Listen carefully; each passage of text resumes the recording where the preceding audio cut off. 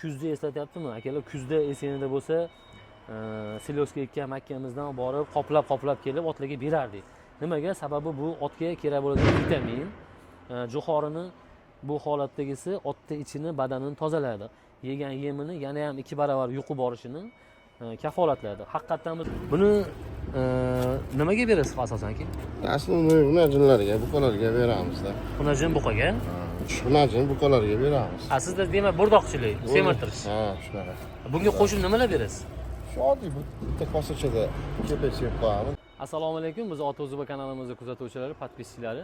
Xudo xolasa bugun 14-iyun. Biz sizlarga bugun odatiydagidan boshqacharoq qilib video lavha tayyorlaymiz. Bugungi video lavhamiz shunaqa bo'ladiki, hozir O'zbekistonda yangilik bo'lib borayotgan otlarni, mollarni, qo'ylarni ratsioni, ularga bir boshqacha ratsionda bo'lgan otlarni, mollarni shu yemishini yoritib boramiz. Hozir orqamizda turgan zavod Vakmak zavodi. Bu zavod Toshkentda, ya'ni O'zbekistonda nomer 1 bo'lib turgan zavodlardan bittasi. Joylashuvi O'rta Chirchiqda Qorasuv degan mebelni shaharcha bor. Shu shaharchaning o'zida joylashgan. Где-то bir 5 yildan beri shunaqa ratsionda biz mollarni, otlarni boqib kelamiz. Bizning fermamizga kelgan xaridorlar juda yaxshi bilishadi. Bu ratsionni nimaga, qanaqa quvvatga egaligini. Hozir sizlarga bitta ko'rsatamiz. Bu holat bilan birga kecha kechqurun 13-chisitada Sergeli metal zavod tomonga bitta akamiz borlar. Shu akamiznikiga to'kib, mollariga, otlariga bergan lavhalarimiz bor. Shunaqa lavhalardan ham sizlarga ko'rsatamiz. Bugun mana 13-iyun. Xudo xolasa Sergelidagi joyga bitta 1,5 tonna 1624 kilo tushirdik. Xudo xolasa mana shu molni qarab turibdi. Bularga 1 yoshdan o'tgan buzoqchalar. Mana seriyalar kelish boshladi. Birinchi marta birinchi marta. Savol berish mumkin. Tiqilib qoladimi? Yo'q, tiqilmaydi. Sinovdan o'tkazganmiz. Yoki ichki organizmga ta'siri bormi? Yo'q, ichki organizmga ham ta'siri yo'q. Juda ham zo'r ratsion, tayyor ratsion. Bu suyuqligini qattiq bo'lgani hisobiga tez yetiltiradi. Ham tarkibida shirin moddasi, shakar moddasi ko'p bo'lgani hisobiga suvi ko'p ichadi. Mana hozir jo'xorini otga tashladik. Oddiy ish mana. Ertalab 10 kilo, kechqurun 10 kilo. Buni nomi Vakmak deyiladi. Vakmak atxoti. Bu qandoq, qaysi jarayonda kelib chiqadi?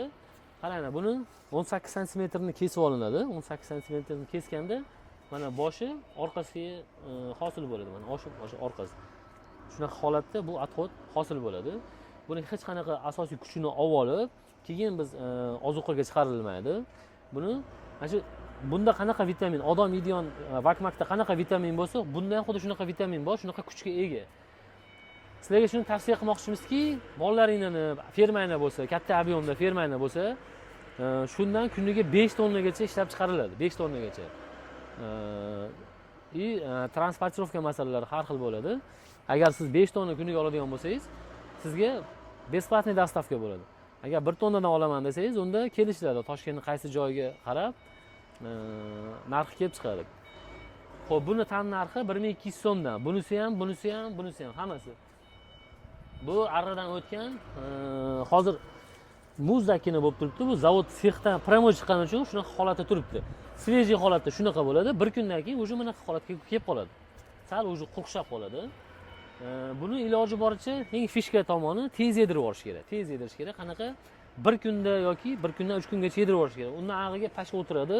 Shuni hisobiga buni qalin turgani hisobiga qizish bo'ladi, qizish. Molga achitqi bo'lsa bo'laveradi-yu, otga iloji boricha svejiy berish kerak. Molga qancha achitib bersangiz, shuncha zo'r bo'ladi. Bu yo'nalishda biz ot boqib ko'rdik, buqa boqib ko'rdik, sigir boqib ko'rdik. Masalan, sigirlarda sutni yog'lilik koeffitsiyenti ko'payadi. Shu joyga kelsanglar, masalan, o'zingizni ko'rishingiz mumkin. Aholi asosan shunaqa ratsionda mol boqadi.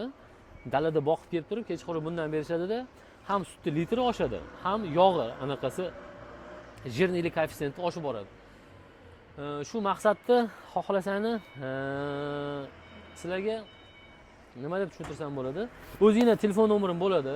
Yana qo'shimcha konsultatsiya kerak bo'lsa, telefon qilinglar, aloqaga chiqinglar. Daji ko'rishgan bizda. Qirg'izistondan otlarni olib kelganimizdan keyin daji qirg'izistonlik aka-ukalar ham tan berib yuborishgan. 20 kunda otni plotniy qilib, qovurg'asi ko'ringan otni qovurg'asini shuni yo'qotib, semiz qilib badanini zo'r ushlab beradi.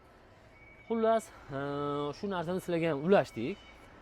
Kimga qiziq bo'lsa, narxlari 1200 so'mdan sotiladi. Narxi, asosiy narxi 1200 so'mdan. Agar 5 tonna kuniga olaman desangni, bitta joyga 5 tonna olib borib beradi. Bu juda ham katta fermerlarga tavsiya qilaman. Chunki 5 tonnani aytaymi 250 ta moli bor odam yedirib yubora oladi. Buni kuniga 20 kilodan berish kerak. Ertalab 10 kilo, kechqurun 10 kilo. O'shanda 5 tonnani 250 ta moli bor odam bemalol yedirib olishi mumkin. Silyosida qanaqadir jo'xorisi kam bo'lgan odamlar silyosga bosaman deb olishlari mumkin. Shunaqa dogovorniy holatda sotilgan. Xullas tavsiya qilamiz, bemalol kelib olishingiz mumkin. Bu narsa doimiy nimaga, reklamaga muhtoj bo'lmagan. Bizda ob'yom kattalashyapti. Hozir kechki smena yo'lga qo'yilgan hisobiga oldin 2 tonna chiqargan narsa hozir 5 tonna chiqyapti. Shuning uchun sizlarga ulashdik. Asli reklamaga muhtoj narsa emas edi-ku. Endi bizni ko'pchilik kuzatib boradi, kimgadir shu narsa kerak. Shuni sababchisi bo'lib qoladi degan maqsadda video tayyorladik.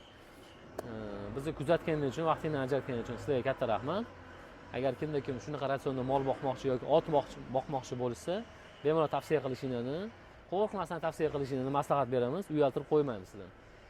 Bizni kuzatganingiz uchun katta rahmat, salomat bo'lasizlar.